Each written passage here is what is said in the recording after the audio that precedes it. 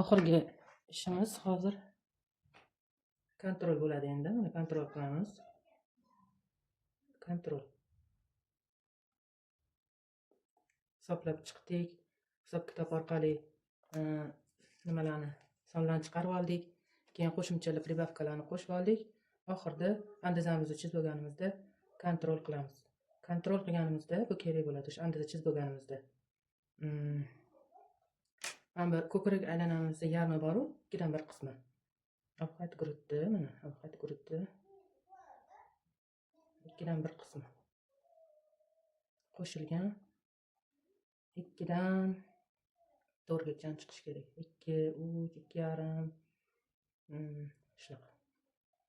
Shunda o'sha 46 ga qo'shamiz 2dan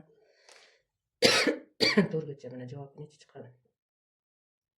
Shunaqa qo'shilgan bo'lishi kerak. Misol uchun 2 qo'shilgan bo'lsa 48, 1,5 2,5 qo'shilgan bo'lsa 48,5.